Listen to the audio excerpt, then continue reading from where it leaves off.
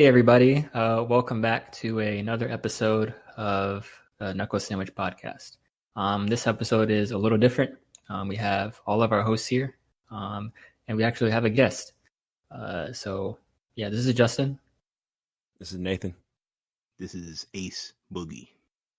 This is Xavier. We have on with us today two gospels, formerly known as Iggy Chunks. Noah, how are you doing? Doing all right. How are you? Hanging in there. This is another first for us. This is our first international podcast. Ooh, international. Yeah, we out here. We're not in the U.S. anymore. All right, we're in the Reichstag now. All right, we are worldwide. 305, Mr. Worldwide. Yeah. Actually, no. What part of are you still in Germany right now? Or are you still? Yeah, I am in Berlin. Back in the big B. Wunderbar. Yeah. Right? What time is it in Berlin right now?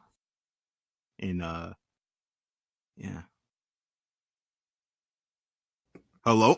It's 10 to 2. I don't know if it came through. Oh, I'm sorry.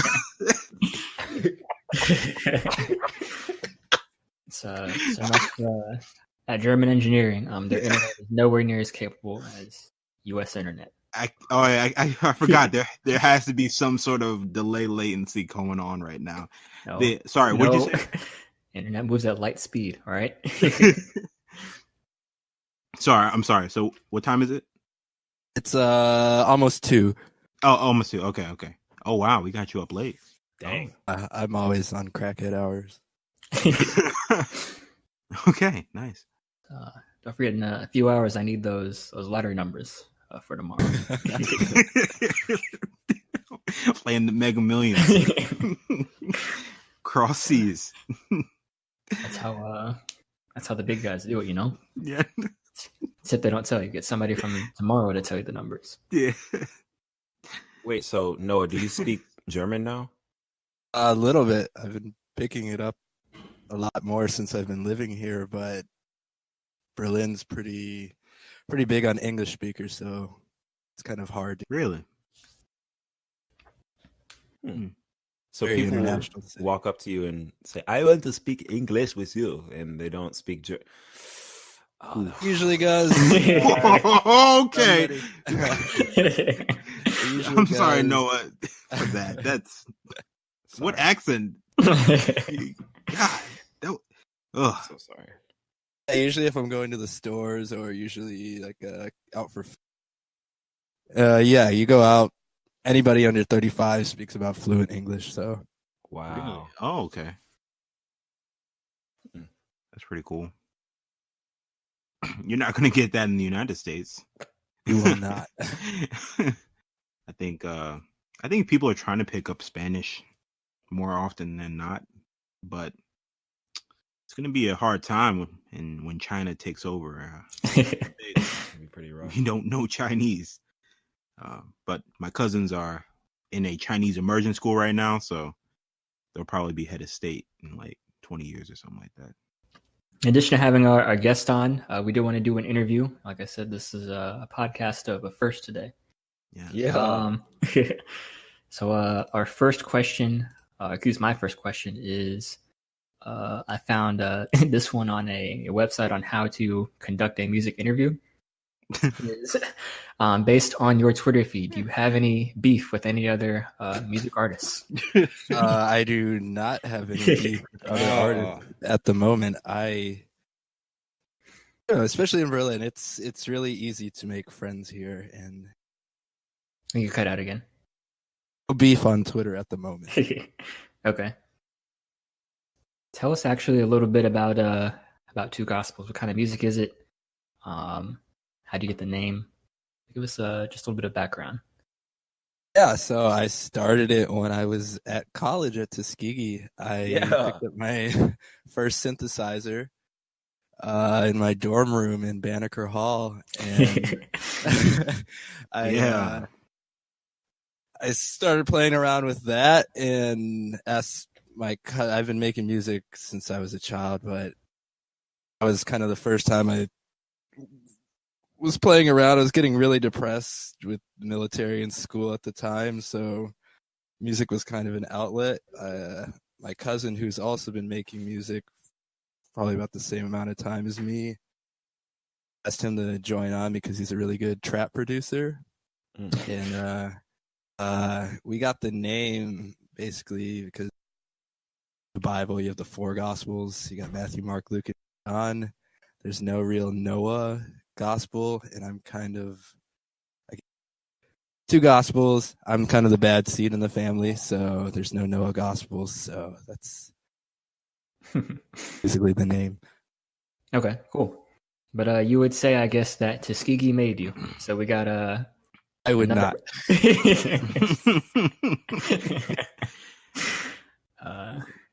Nathan and Justin don't know about that Bethune-Banneker life. All right, They don't. I know where you're coming from. All right, mold in the water fountains is something you just can't unsee.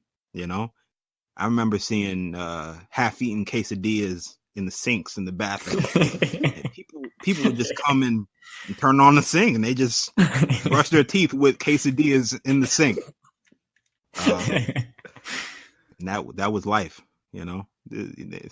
Y'all don't even know. We were out there. We were trapped. Back strong memories. Yeah.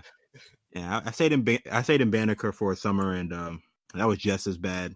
They did some stuff, but I mean, it was during the summer, so like they didn't clean anything after like the school year ended, and so you know we were dealing with everything. I didn't open up my closet that whole summer, and I ended up leaving my Xbox 360 in it, and so I don't have it anymore. It's gone. Oh, so that's why I have an Xbox.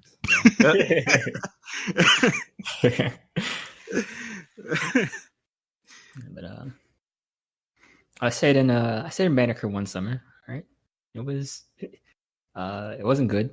Oh yeah, so, okay, that's right. Were you on the first floor, or where were you? We were on the second floor. Ooh, all right, that's a little better. First floor kind of had all that mud, you know. I think it was just decent because it was, like I said, the summer semester, so like there were only like 50 people in the dorm, so it couldn't be completely trashed. But yeah, back to I guess some more music questions. Noah, what actually led you to move to Germany? The music scene out there, what inspired that? So yeah, moving to Germany. It's a little bit of a long story, but basically when I was super depressed in college, and once I left that, I went back to LA for a little bit because I did not like it. I didn't like the people. Very, very self-interested, very just for themselves with everything they wanted to do. It wasn't really about the art. They kind of just wanted to be an artist just to be famous and make a ton of money. One of my friends and favorite artists, Sean Nicholas Savage, he told me,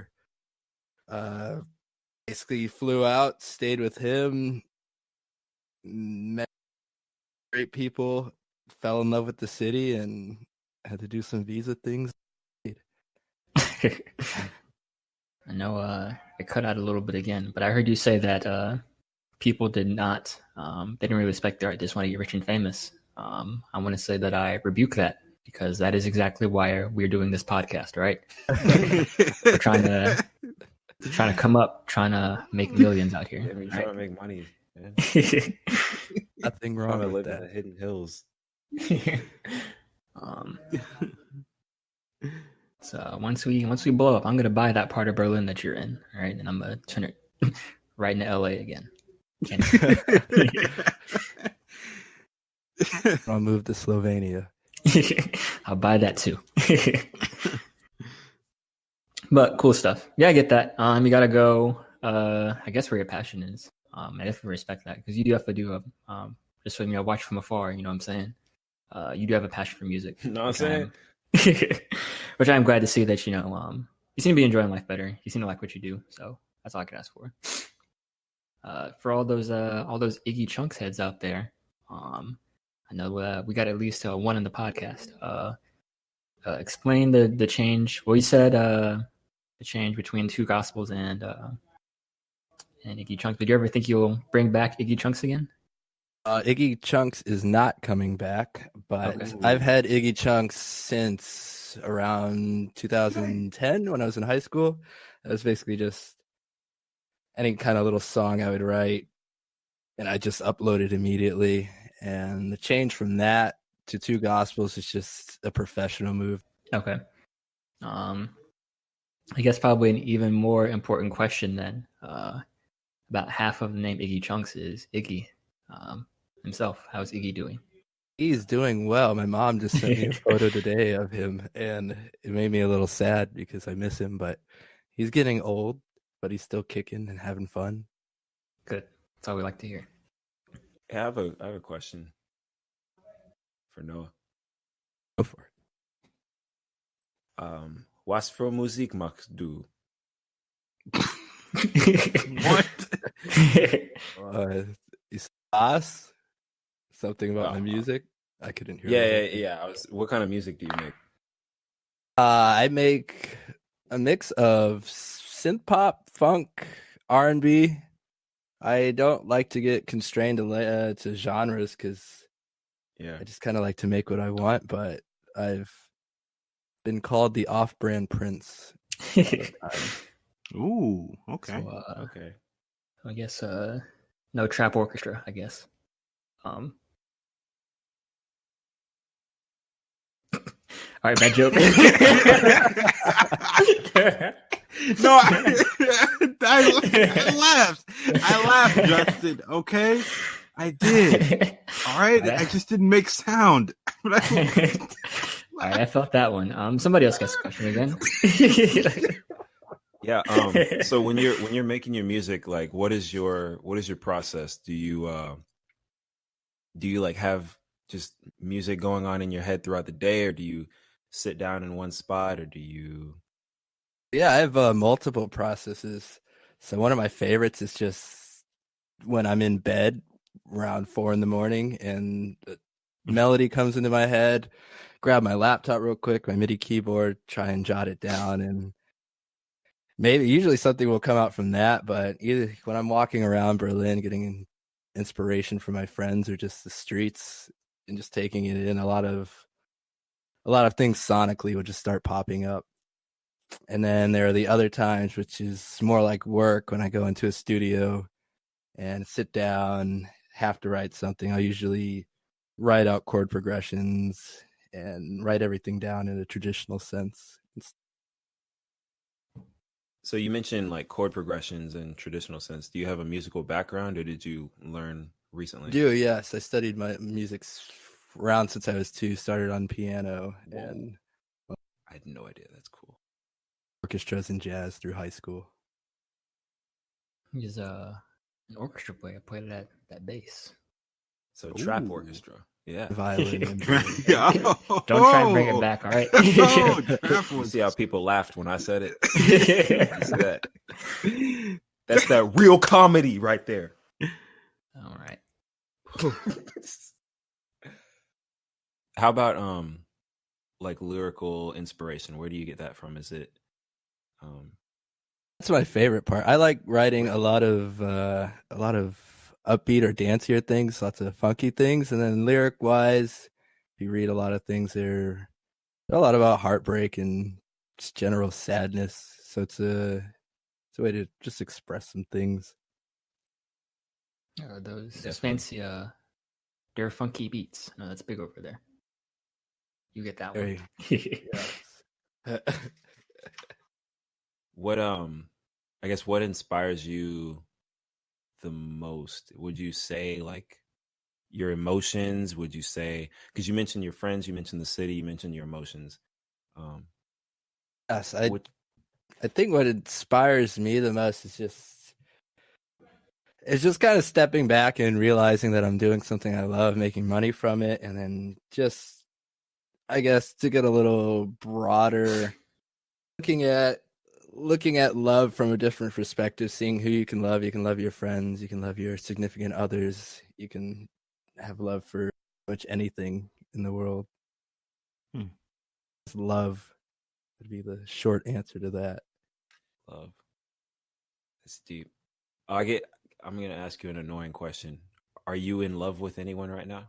Yes, I'm in love with everybody I meet. Oh, It's kind of one of my favorite songs at the moment. I fall in love so easily with a guy who works in the convenience store down the street. He's so nice. dude, I heard someone say that no one who doesn't love people could ever be a good writer or author. Because in order to be a good author or writer, you have to like be able to see the beauty in everybody. You Think have to so as experience well. those emotions, you know. And I All think those emotions. people that say they don't come at it with a little bit of cynicism, where they don't love anything or anyone. And Yeah, I would definitely say though, like I agree. And speaking back to that, you know, what makes like a great author or whatever you're writing, musician or whatever, you know, if you can't experience love, you know, anger, you know, all those things add up to make a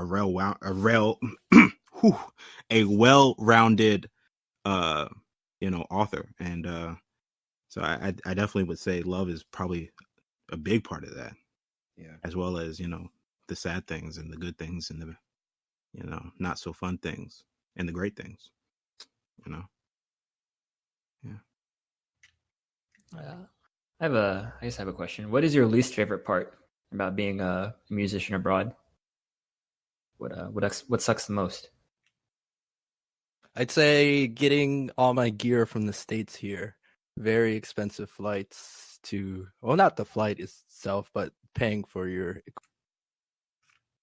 hopefully not broken through the process. When you say gear, what do you mean? All my synthesizers, guitars. I had to leave a few guitars in Detroit because, Oh man. Dang. actually, as an independent artist with a lot of large label support, flying mostly out of my own pockets. Does Detroit? What would you say? Stop. Yeah. What would you say is your favorite instrument? Be your voice or synthesizer, your keyboard or guitar? I love synthesizers. They're the greatest. I'm sitting right next to one of my favorite ones right now, the Grandmother, but just so much you can do with it. Just all the knobs you can tweak. You can pretty much create any sound you can think of and any sound that you probably couldn't think of. So it's like everything in one.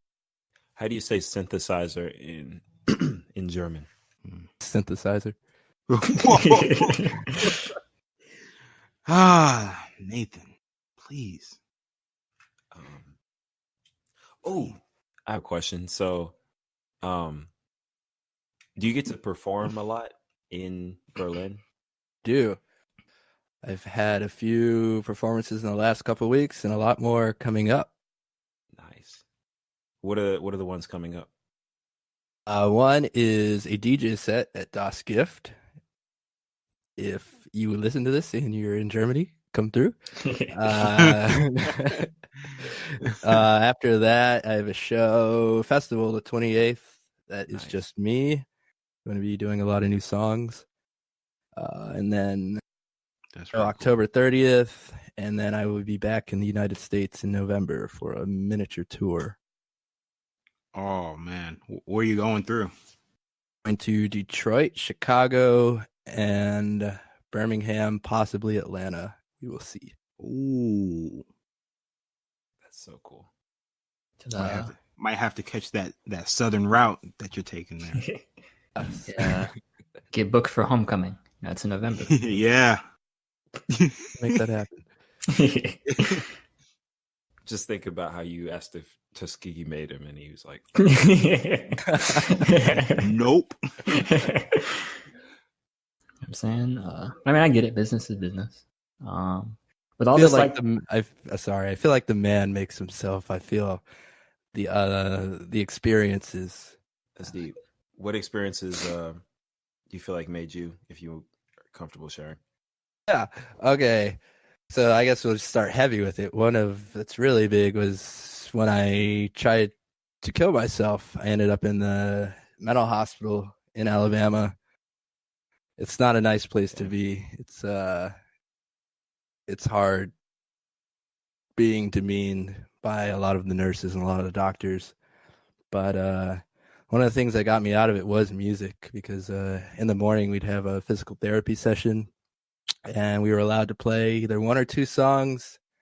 I got to put on my favorite artist, who's one of my greatest friends out here now, Sean, we talked about earlier, and helped me just to breathe a little, because when you're in there, it can almost feel like you're going to go more crazy just how they treat you. So that brought me back a little bit to reality. And what do you think, like today, what do you like bring from that experience? How does it affect you today?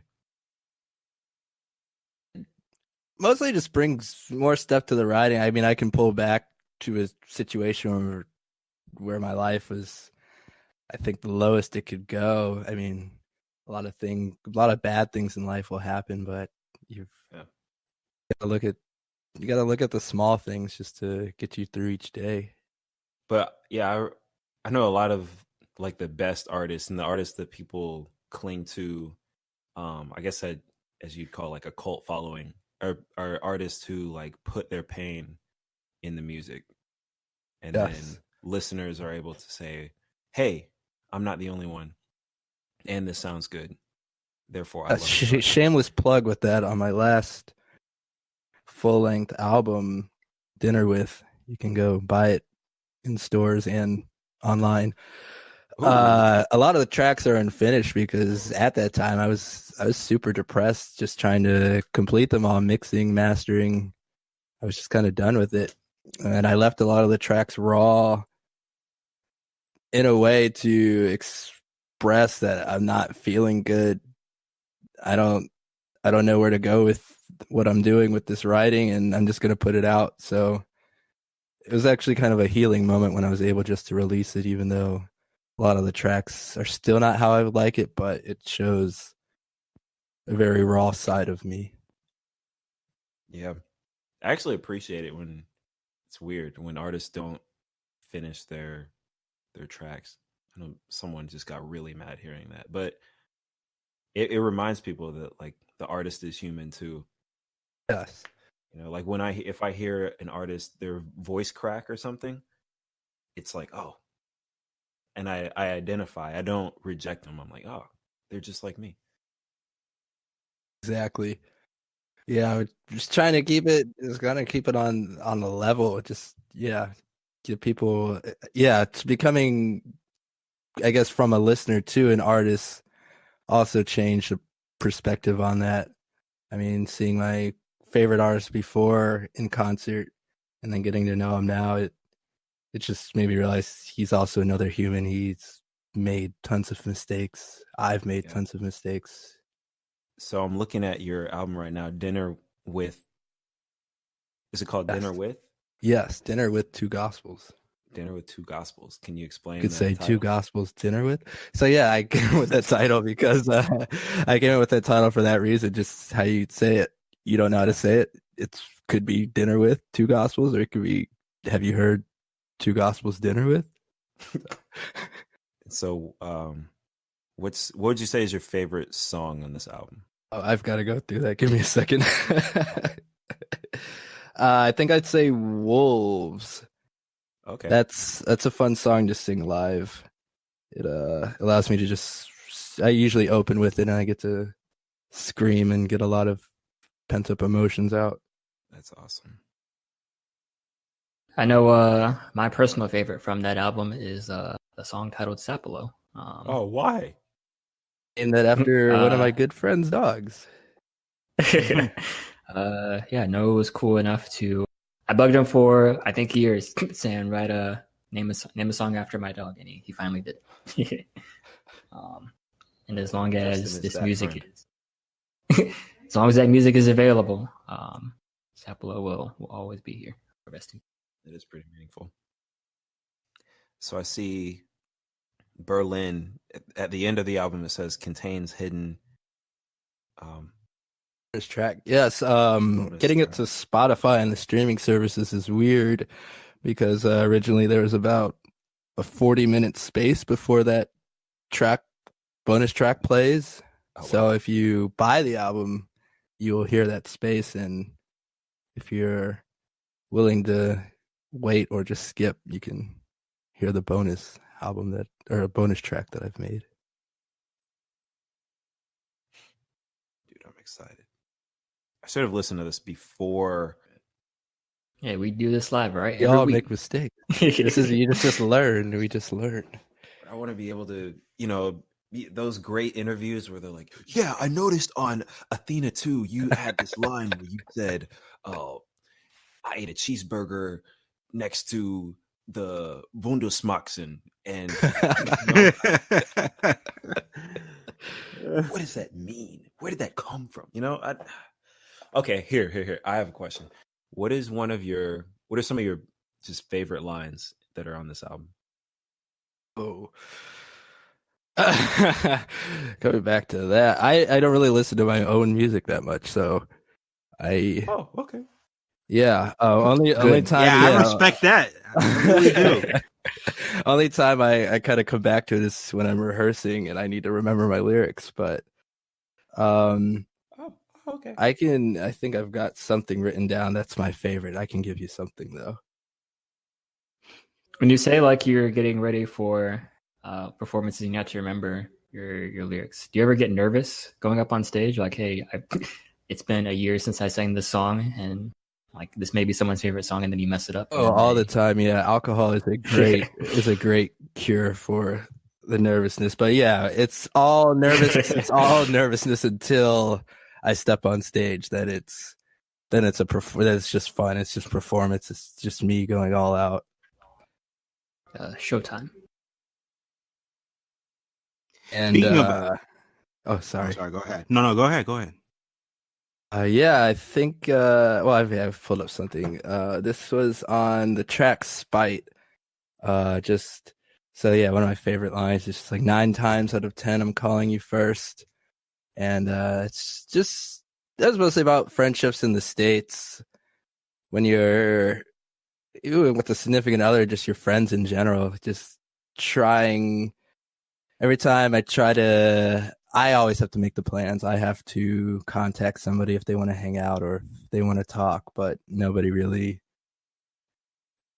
contacts me first to say, hey, let's go out or let's go get something to eat. Everybody can relate to that though. I don't want to shameless plug I have a song like that too, where it's like an old song I did in high school because I had like a rap group that I was with, and I was the one, just like making all the plans, recording all the music, editing all the music. But I don't know, it's interesting, because I was talking to this girl who she moved from South Florida to Huntsville, and we were talking about that, how she'll be like upset. She'll be like, man, none of my South Florida friends like contact me at all. But then she looked at her phone and she realized she doesn't contact any of them. So, yeah, I feel you, bro. It goes back and forth. Yeah, sometimes you don't realize that people are contacting you, but yeah, or it's like not the one, not the person you want to contact you. Not the Yeah, I think people who at least text me know. That's kind of awkward because I said I was going to text Nathan like 2 weeks ago about something. I'm really bad at replying and getting back to people with, at least with texting. I don't know, like, because I was talking to one of my cousins about it, and he won't respond to you for like months, but he'll like respond back to you like, oh yeah, hey, I'm in town, stuff like that. Because like I just have this huge anxiety about texting. Yeah. Like he'll read it, he doesn't like the notification on his phone, so he'll look at it, of course. But it's just something about replying back, which, like I said, I think I definitely get some. It's not like anxiety, it's just some sort of like feeling about like how do I phrase this? How do I just like talk to people? Yeah. It's not always easy.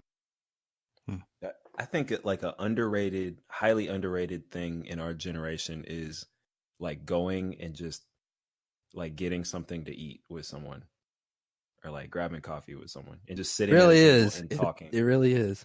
I think that's one of the things I do love about Berlin. A lot of it's more about you. It's more about your downtime. A lot of the time I'm walking and I'll ask myself, does anybody work here? Because you'll see people relaxing with the beer in the park, or just a lot of free time. I think that has a lot to do with the culture and the working schedules here.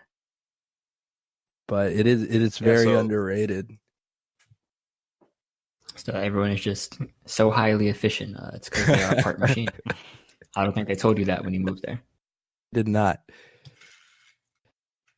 So what were the when you moved to Germany, what were like the biggest culture shocks that you had to deal with?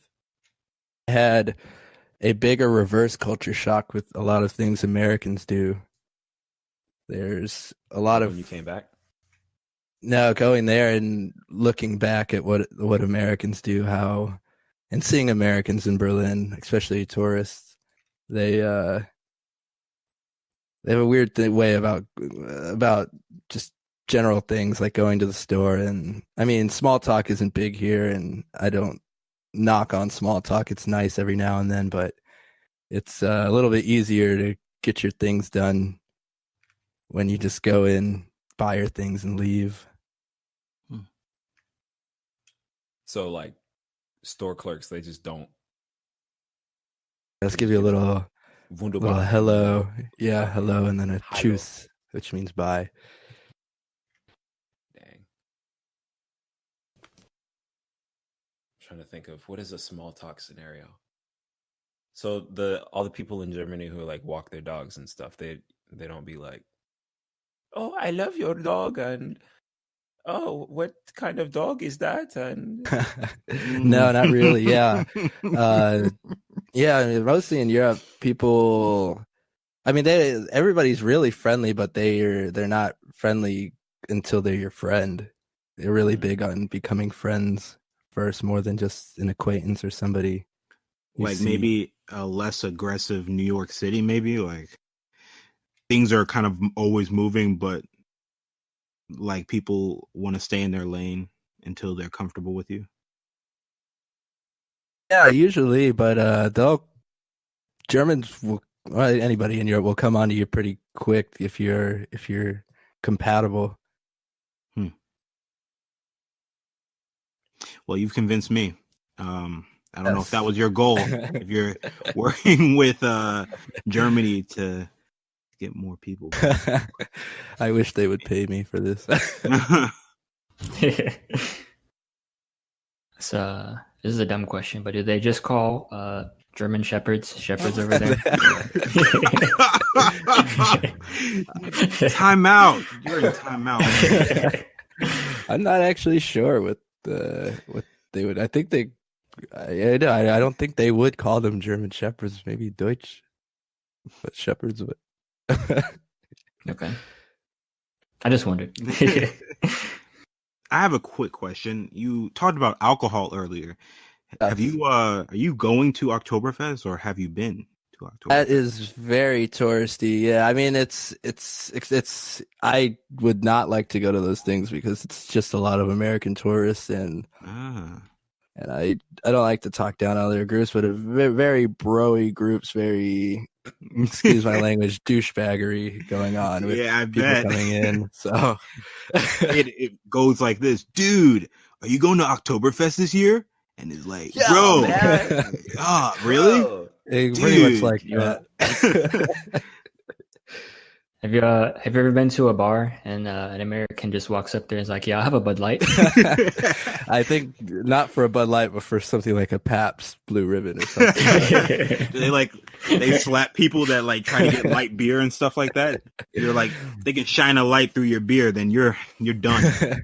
Yeah, it's hard. It's hard coming back to the States and drinking because the beer is really good here. You can get a good beer for like 80 cents. Oh my goodness. My uncles, they love German beer. I mean, that's all they drink. and they're willing to pay high dollar to get it. Oh yeah, it is over here. Yeah. I don't know. I think like, being a black man in Germany, is top. It's ideal. Explain. They love black men here. Huh. Okay. Hey Google. It's flights to Germany. Germany, leaving the 24th of September and coming back the 28th of September. Starting. All right. I mean, I get that you're one of like 3 black men in the country. So. Yeah, when you get around other black Americans here, it feels like you just took over the city. It's I mean, yeah, you go out to a bar, women will buy you drinks constantly. You don't have the same harassment from authority figures. Like they say, when I get off the plane here, this weird relief, this pressure that just comes off of you when I get off the plane, and I feel like I can be myself, at least in Berlin. Wow. Are you saying that, I know I've asked this before, but are you saying that like you feel like more comfortable in Berlin than I guess like Detroit as far as that goes? Yes, anywhere in the States. It's very weird. I mean, every place has its problems. Never more than Alabama. Yeah, it's a weird feeling finally being yourself, I guess. You grow up your entire life, you think you're yourself, and then you get to a place and realize who you actually are in this case. It's neat. I'm still alive. How's the food over there? It's great. Better or worse than here? It's great. It's fantastic. Very cheap, easy to live here. A lot of big Turkish population, so a lot of Turkish influence in the food. A lot of shawarmas, falafels. They have the doner kebab, which is basically the hamburger of Germany. It's the fast food. It's either chicken or I've heard about that. Rindfleisch, and it's delicious. It's low key healthy too. You've got all your veggies. You can live. I basically live off of it every day. So. One of our missing members, he used to live in Germany, Xavier Brown, and he talked about that. Like he just walked down the street and just for like the low price, stop, and there'd be like meats on the stick, and the guy would just like, "Oh, you want some meat?" And they just like shave off that meat. So you €2 to €3, you have a meal. Super easy to go out on dates here. Speaking of meal, I think I'm gonna hit up the Chick-fil-A real quick after this. Dude, what? Hey, for our audience, it's Sunday. He just said something really dumb. He said something really dumb right now. It's Sunday here. Wow. So you saying you don't miss our roided up beef and chicken? I do not. The food quality, especially the bread, it's amazing. No preservatives and a lot of things. So yeah, I think hot Cheetos are banned for sale here. Oh, no Takis? Oh, what? Yeah, only when I have friends coming back from the States from tour, we get all the bad good foods. Yeah. What's like the is the fashion different up there? Do people dress? Oh yeah, especially in Berlin, I guess. Yeah, from a normal perspective, it would come off as weird, but it fits my personality very well. Yeah, you've been doing some modeling. How'd you get started with that? Bro, I'll be scrolling and just see you naked, and I don't know how. I'll be like, "Hey, let's go!" Like, love to see a black man get paid. Yeah, one of my just in my good class. friends, Lawrence. I met him at church, and he's a stylist. And I guess he liked my blonde hair and my look, so he got me in touch with some agencies, and I signed on. And they pay pretty well. So wow, that's awesome. Congratulations, man. Got my hair blonde. That's So, oh man. just, remember, Nathan did that for free.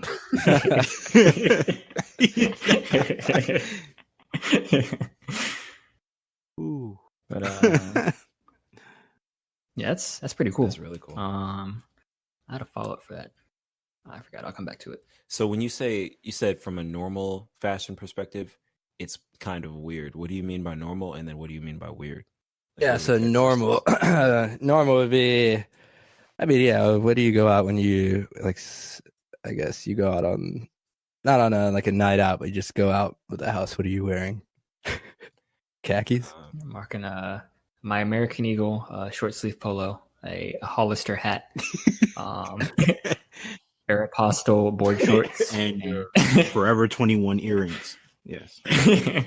Yeah, here And, it's like a step back to the goth 80 days. So if you can picture the Cure and then that plus long black trench coats, lots of Doc Martens. Yeah. Oh, Long earrings, cool haircuts with not really a fade, but just bald on the side, maybe a bowl cut around. Men and women both rocking that hairstyle. it's kind of cool, actually.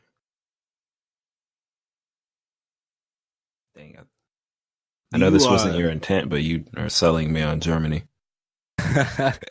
I'd say I want all my friends to come over. I've had a lot of friends come and stay, and they loved it.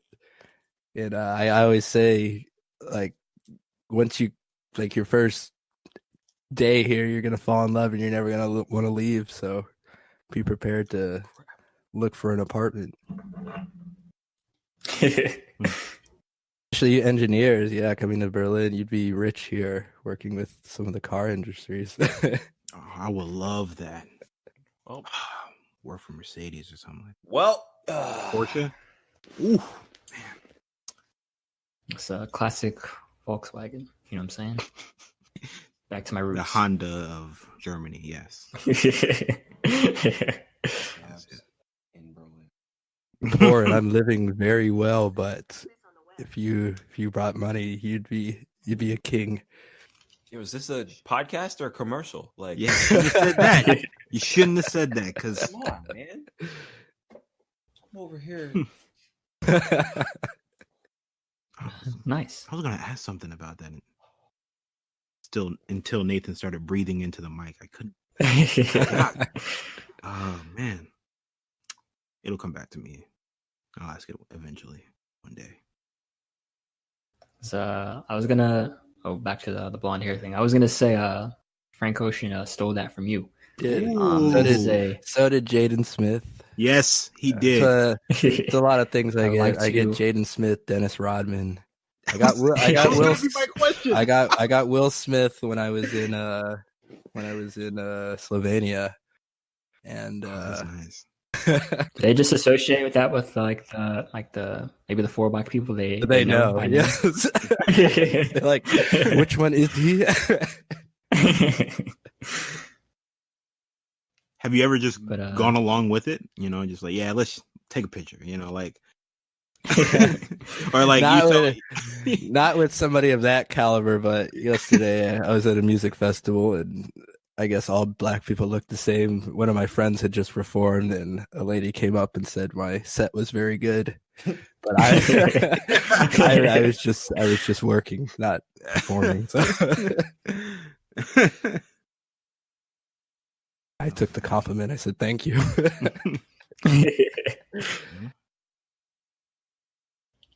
So why do you think, because you mentioned how when you're Black American, you feel like a king. Why do you think, why are Black Americans popular in Germany? So few. It's just, I don't know. I mean, I don't want to get X-rated with it, but women just haven't experienced or seen a lot of black men before German history has been majority white, so I guess by being the few black people there, you could actually be the coolest person for square miles. I never. We thought are. about I that. mean, yeah. When I get my Black American crew out here, it's literally we take over the city and yeah. So cool. I imagine now that I think about it, I remember when this French exchange student came to Texas, and like everyone was like, "Oh my gosh, have you heard?" Wait, they don't. Talk. Oh my gosh, have you heard his accent? He's so cool. He dresses different. He's so good looking. He's so smart. And so I guess for Yeah, a black person I think it'd be like that. yeah. Honestly, I would though. I mean, I feel like the hardest part and the reason why a lot of people don't, travel just to foreign countries is because there's a lot of uncertainty, and a lot of things they don't know. And I think that kind of holds people back. And now I feel like that kind of holds me back too. But like, even just with this conversation, I would feel more comfortable just traveling, to a European country, Man, especially traveling as a black man, you don't know where it's safe. I mean, Right. it was funny going to Slovenia before. I text my dad and he's like, "Do you know there's no black people there, right? What are you gonna do?" And I said, "Well, the mayor is black." But I guess that's a thing. I guess a lot of people also don't realize when you're black, you gotta check out the racial situation first. You gotta see if they'll accept you. But I think Europe in general is pretty accepting. There are a few places that can end up like the States in the south of Germany. I got called even nigga, in but Germany, the South is this is the south of like America. Yeah. It's a universal thing. Have you seen anything that's like like you didn't expect to see that in just a foreign country like that, here in America we're like normal, like cowboy hats, like are you in the south of Germany, are you seeing cowboy hats and like gun holsters? Maybe more traditional clothing like lederhosen, but that's usually still around Oktoberfest, but nothing too different. Yeah, not that I can think of. Good. so is there What's the what's the club scene like? Clubs Maryland? are amazing. I've always hated clubbing in the States. Because you think of a nightclub, it's a very broy night out. But the clubs here, it's just everybody's very respectful. They're just there to have fun. You don't have random guys grabbing on women or crazy things like that going on. And it's just everybody's out to be themselves and have a great time and great music to dance to. I would also double down and say that clubs in the United States are usually not that fun. Yeah, I went to a club in Miami and it was a free club to get in. Oh no. And it was I think I am scarred from what I saw in that club. No. And why do I have to go to the bathroom when I'm at a club? I swear I went before I left, but I gotta go when I'm there. And it's just like, you walk into the bathroom and, a guy says, "Oh, excuse me, I'm leaving." And I'm like, "Oh yeah, sure, go ahead." I walk into the bathroom and there's no toilet, and you're like, "What's going on right now? And did this guy just steal a toilet, before me?" Like, I'm serious. Like, stuff like this is crazy. And there's just like, what's happening in these nightclubs? Really a big problem. I think people think that the lights are turned off and somehow it's okay to do whatever you want. All right. You're listening to this right now. Get your nightclub together. All right. Get your nightclub together. Yeah. Sorry. Small rant. That's all good. Any any last questions we have before we move on to the next topic? I got a real good question. I got a question. Okay, you're waiting for the question. Okay, so Wow. Close your mouth, bro.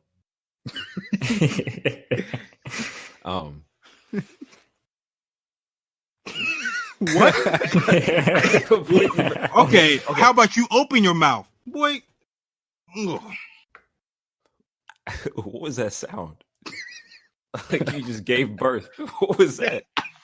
Okay, no. So Noah, like what would be a ratchet German person? What would that look like? Ratchet German person. I just say that'd be one of the heroin addicts that chill out on the subway. But everybody's it's pretty normal here. But yeah, I mean, yeah, weird train ride home last night. I guess this guy was probably on there's something when he's banging on the train window and talking to himself, but that was pretty ratchet, as the kids would say. Dang. Good question, Nathan. So, good last question. Thanks. Jeez, man. I'm just trying to see if like I don't like saying the words, but like you know how there's like white trash for white people, and then black people we have like our ratchetness. I just wanted to know if like in that culture, like who is the cousin that people disown? I mean, they have, yeah. I mean, I guess use the word again, but yeah, they've got your normal kind of white trash hillbilly kind of redneck thing, but that's usually outside of Berlin, at Out least there in the South. cities. Yeah, Germany.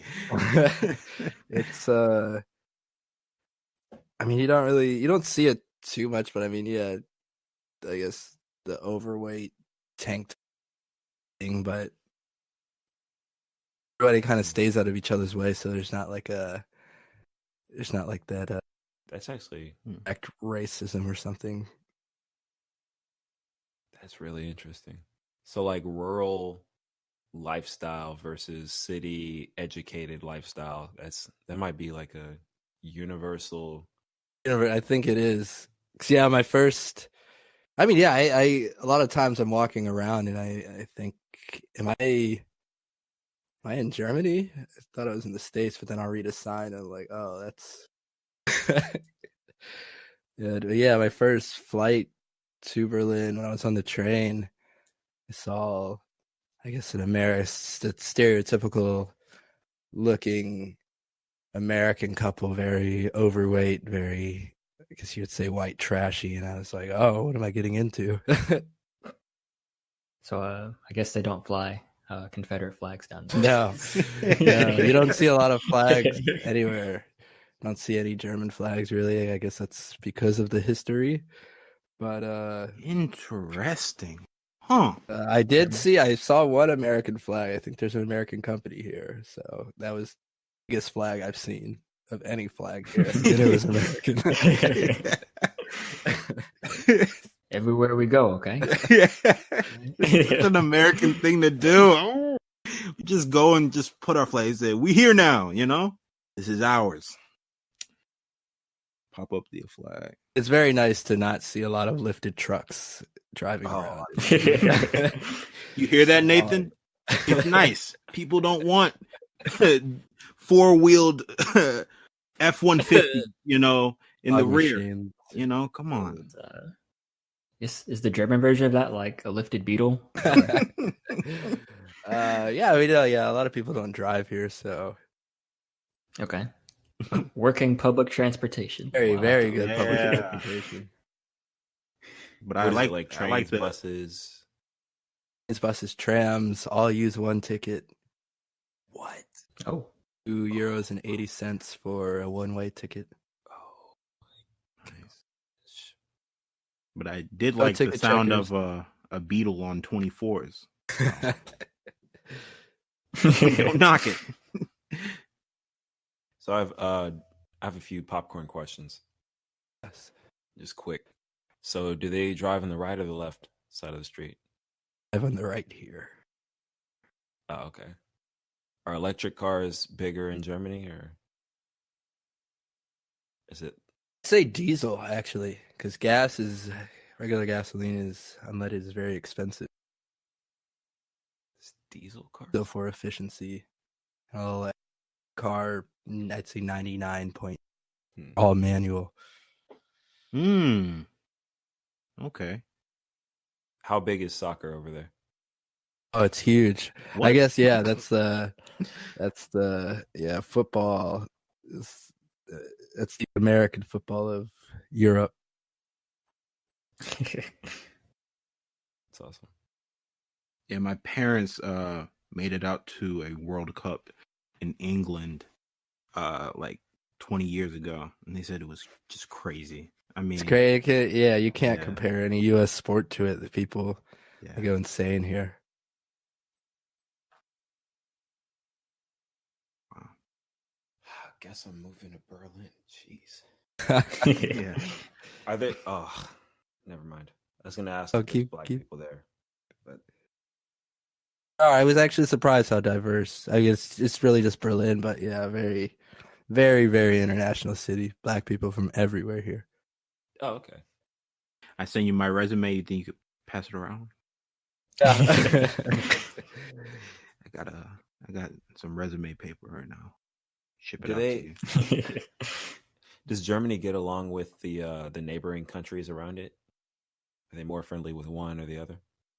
They're the boss of all the neighboring countries around here.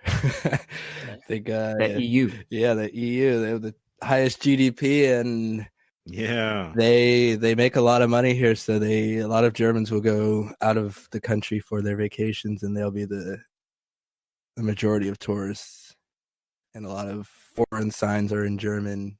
It's like English is number one, then German is the second language that you'll see usually. Wow. And then the local language. Have you been affected by Brexit in any way? I mean, no, you're No, just friends. Yeah, it affects through friends. They're still scared whether they'll have to apply for a different visa or that's crazy. their living situation here. Just living in the United States, like we can listen to all the NPR we want to, but we'll never really know like the full effect of Brexit until you're like living it and it affects your day to day, or Yeah, I mean, even for me, just living here, like it's changed my views politically a lot. Not to get too political, but just openness with borders. It's pretty easy to get a visa here in Berlin, artist visa, but I try to think back on the States, people that want to go to the United States, the process for getting legal citizenship. People say, oh, if they want to come here legally. If they do, it can take upwards of 15 years to get your citizenship. Yeah. To be honest, I have no idea what Brexit like really. I just know they left the European Union, but like I just saw it. I was like, oh, cool. Yeah. But it's good. It's kind of a shit show for them because they're losing out on a lot of money and trade deals. Oh, okay. Yeah, they'll be fine. Well, I've heard and read that they'll have the lowest GDP of any European nation, and that Ireland and I think Scotland might lead the UK, so they just be on their own. And wow, yeah, I think they'd go into another recession. So not going too well for Would you perfectly GDP wise? Were they behind Germany? Were they like the next in line? Yeah. So I don't think they were next after. I think it was like France. Yeah. Oh, okay. France is also having a hard time. Jeez. Yes. Like been watching Madam Secretary, so I know all about my foreign diplomacy through a Netflix TV show. So just letting everybody know. I am an expert. As it should be. Nice. Well, thank you. This was good, I think, for our first interview. Doing more of these, like I said, next week. Frank Ocean, you're welcome to come on. Bow wow. Bow wow. We have extended invitations also to Dwayne The Rock Johnson and Jordan Peele. So still waiting to hear back. Hey Janet, we gotta please. No, Janet's our PR person. Actually, she's in the room now, and we try to get her to reach out to all these celebrities, but she's been lacking on the job. So, yeah. For any reason, anybody listens to this, just check out posted episode 3, or the third published episode. You understand. But yeah, thank you. I guess before we wrap it up, we're gonna talk about a movie all of us saw. I just saw it today. Once Upon a Time in Hollywood. Yeah. This caused a little bit of contention in the group chat. I guess earlier this week about whether this movie was good and bad. I was gonna come in as the tiebreaker, but Noah has also seen this movie. So before we start, getting into the nitty gritty, everybody just go ahead and give this the movie a score on 1 to 10. I'll start. I will give it a 7. Give it a 9.5. What? Oh, Yes. okay. I definitely give it a 4.5 at best. It could go lower. I would give it a 6.5. Oh my goodness. Oh. See, Noah, so you lived in LA for a little bit, right? Yes. So did you recognize like the places they were driving around and the Oh, references? of course. But yeah, I mean, it was a good film. It was cool to see Leo encapsulated as all these old school actors, but I guess I think I would need multiple watches for my score to raise, but on that initial watch, it's a 6.5. Here's my thing about it. I agree. I like the acting in the movie a lot. I think Brad Pitt, Leonardo, who was the female actress? Margot Robbie. Yeah, I think they did a great job. Seriously. And maybe the acting just all around was pretty good. The problem is the movie was almost 3 hours long, and you could have really just watched the last 30 minutes and then the first 10 minutes and been like, oh, okay, that's a good movie. That's a good movie short, But Quentin Tarantino's style of being very broad is good, but in this sense, he got too broad. All right, he got too broad. There were some scenes where I looked through the cast list, and some people were just standing in the scene, didn't even make their name onto the credits because, like they were just there, but they didn't add to any plot. Like, not to get too specific, but the guy when they were at that little party and he was like going through the list of all the people that, were at the party. I was like, who is this guy? They never once said who that guy was or the woman standing next to him. So I think, it's a lot of you have to have a lot of prior knowledge of Hollywood to appreciate the film. Because I could agree to that. I thought it was a good movie. Parts that really kind of stuck out to me is like I've never been like involved with any kind of like theatrical productions or whatnot. So just seeing like how I would imagine or how I hope would imagine like actors saying like, oh, I need my line here, or we just like going through a scene. I was watching a movie about like the making of a movie. I thought that was pretty funny. Yeah, that was. But just seeing like how thorough they were, and that's just like the Tarantino style. But just seeing like, I guess what acting like is, seeing like multiple takes, doing scenes a whole bunch, stuff I never would have thought about. Because like I said, I'm just the movie watcher, and that stuff's beyond me. I think he did a good. Well, Tarantino always does a good job of creating these really intense scenes or like suspenseful scenes. Easily with like his blood and gore, like he's known for that. But even thinking about like he just would put little things in there. So I think about the this was an unconventional thing that I saw in the movie. So that that hippie girl who was always trying to get in the car. Mm-hmm. Yeah, he passes her like 3 times, and you're just waiting. You're like, when is he? So the first time he passes her, you're thinking, oh, he's a player or something. He just picks up girls and sleeps with them. And then the second time you realize, oh, he's just like trying to do his job, but he's probably open to whatever. And then the third time when she actually gets in the car, you see that he's like a responsible adult and he has values, and it's like this is a rated R movie, but that's not like a conventional ending for that scenario in a rated R movie. So like stuff like that's that. That's what I liked about how unconventional it was. I mean, if you know the original story of the Sharon Tate murders with the Manson family, yeah, I mean that's it brings it back to like Inglourious Bastards with how they ended the war early with the killing of Hitler. It's an exaggerated alternate universe of what could have happened. Yeah, what could have. Or what's his? One guy, he said it's what should have happened, what we should have done. They had a flamethrower in the back. Yes. Yeah, like that seems but awesome.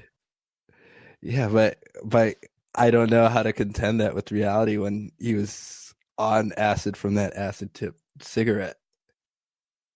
I know when I took LSD, I was hallucinating out of my mind. So maybe that was his perspective of things. I think it wasn't till after the movie that I looked it up and I realized that those were the Manson.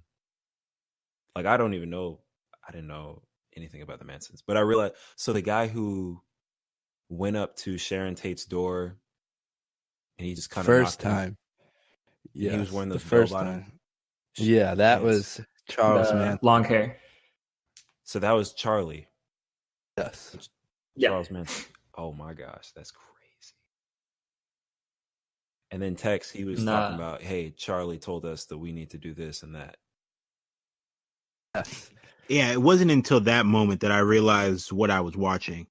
But when I saw hippies and I heard the word Charlie, I was like, oh, yep, this guy. This is his crew, I was kind of ignorant on the whole these murders as well. I didn't know that Charles Manson actually didn't even kill these people. He just told these people to. I thought it was.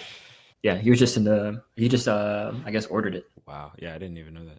I loved Unfortunately, he's still crazy, but he used to be a songwriter and he has a few decent songs, but that's kind of why he started his cult, because he had a falling out with one of the members of the Beach Boys. Oh, wow. Okay. And, was he a Beach Boy? Was not. He was supposed to be, but he. Okay. Yeah. Insider stuff, musician stuff. I think it was cool too, because honestly, the whole it reminds me of you. No, am I no. I mean, I might start a cult. No. So how Rick Dalton, how he was in America. He was in LA and he's like kind of it sucks. And then his buddy's like, bro, just go overseas. Just go overseas and try it. And he goes overseas and he has like an absolute blast.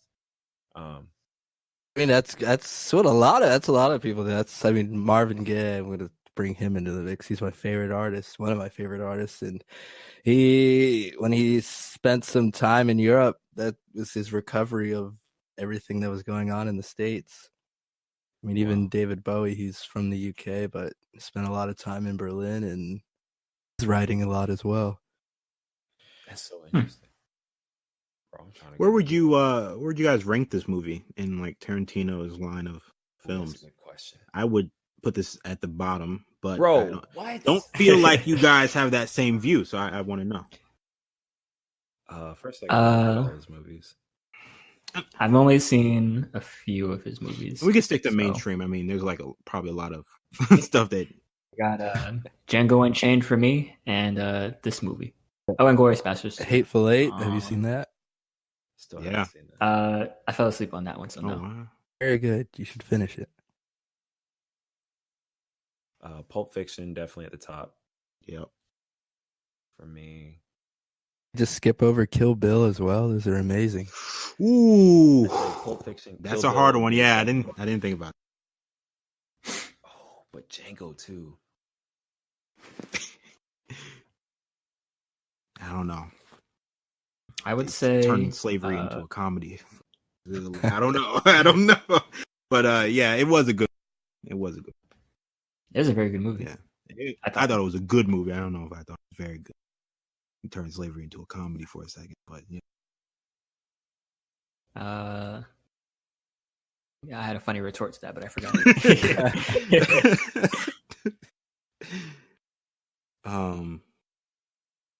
But yeah, no, I would say like probably like 99% of his movies I like.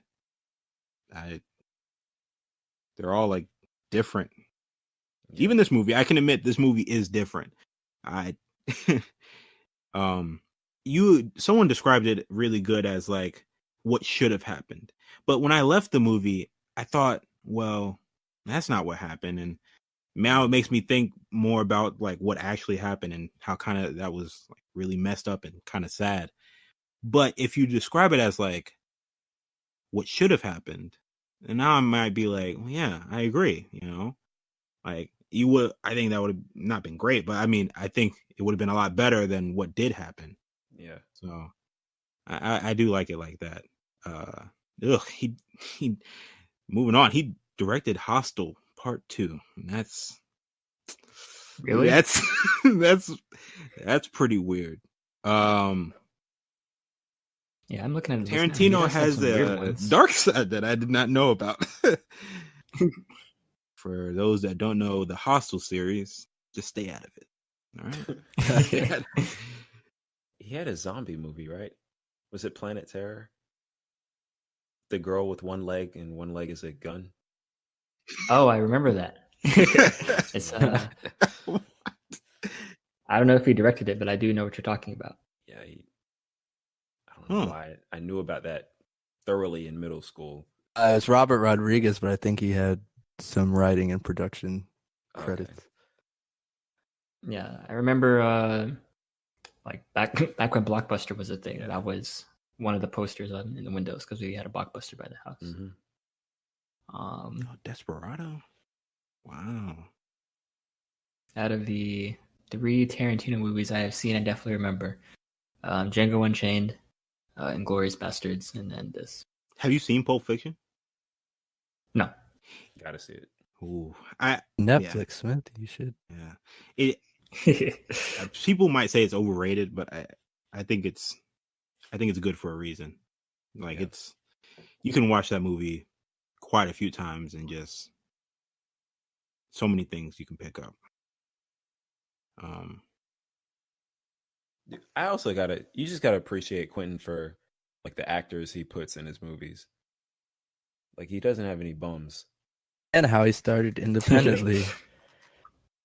Yeah, he dropped out of high school and basically started from the grit of his teeth. He made a short film and he didn't like it, and then Pulp Fiction was his first like major film, and it got big.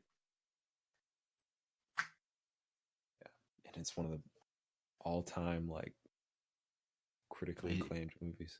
Yeah, it's at like the top of like most everybody. It's on a lot of people's top like movie. Yeah.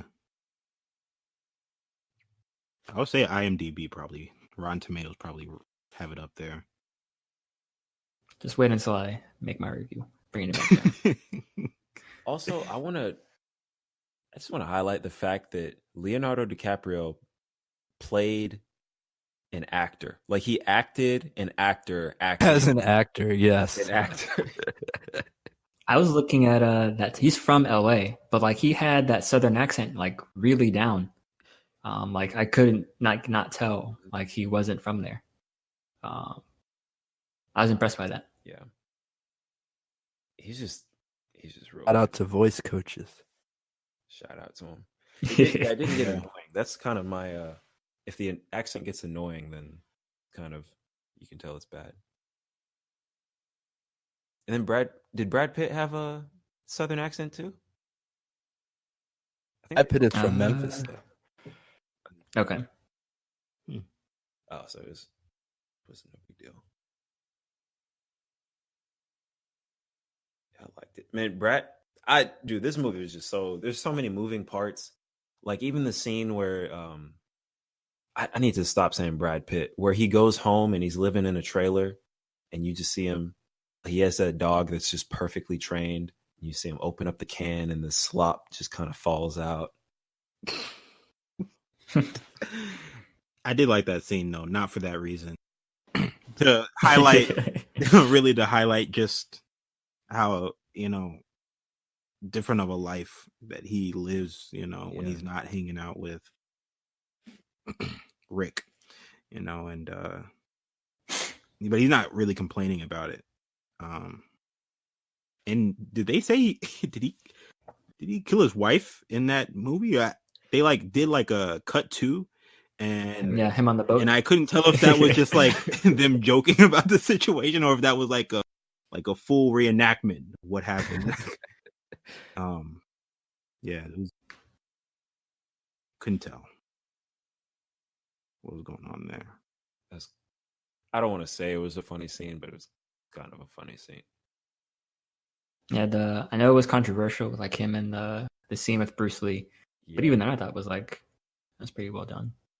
I love that scene. I'm the biggest Bruce Lee fan ever, but I know, same. Bruce Lee lose like that, it makes me wonder, someone who, and that brings it back to you. I mean, being an artist, Quentin Tarantino is artist directing, and you can make whatever you want to make, and people are going to be somebody. Well, at least one person is not going to like it. So that's what I was listening to some podcast. It was Bill Burr, and he was saying he loves Quentin Tarantino because Quentin says, I'm the director. I do whatever the heck I want to do in my movies. And I remember I forgot the first Quentin Tarantino movie I saw. I think it was Pulp Fiction. Yeah, because Quentin Tarantino was in the movie.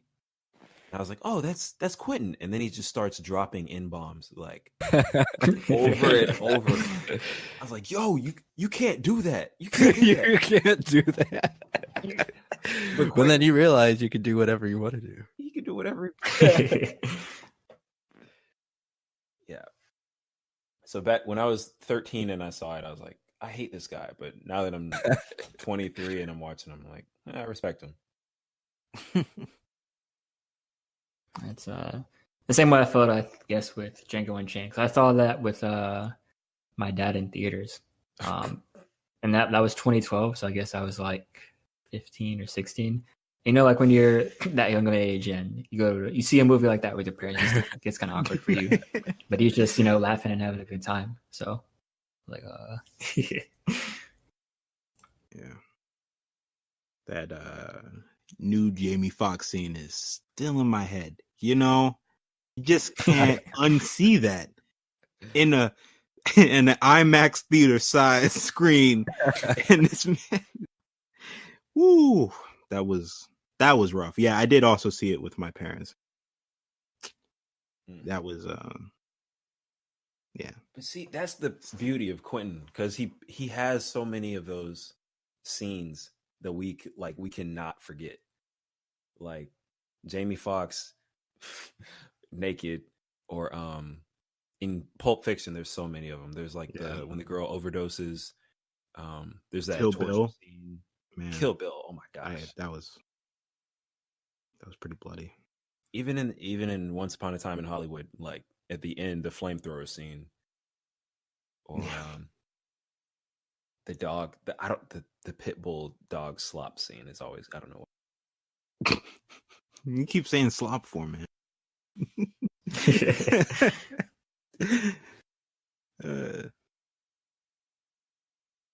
else? But yeah.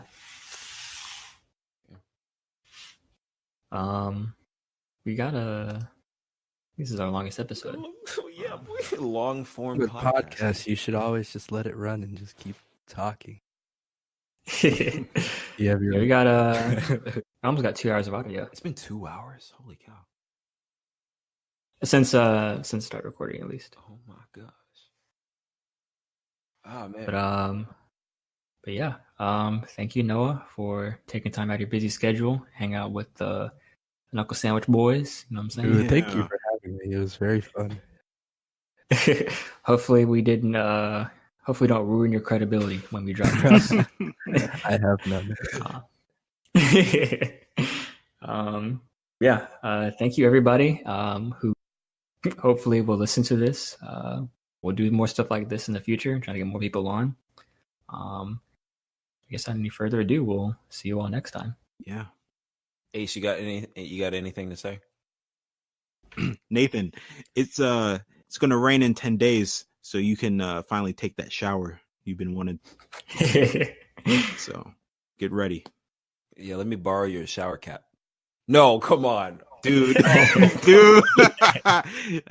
Ew. You share shower caps, bro. Go get tested.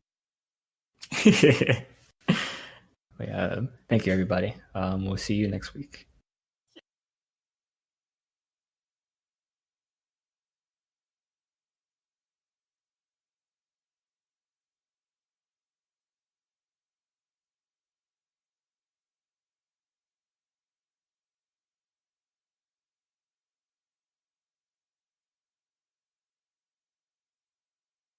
That's the podcast.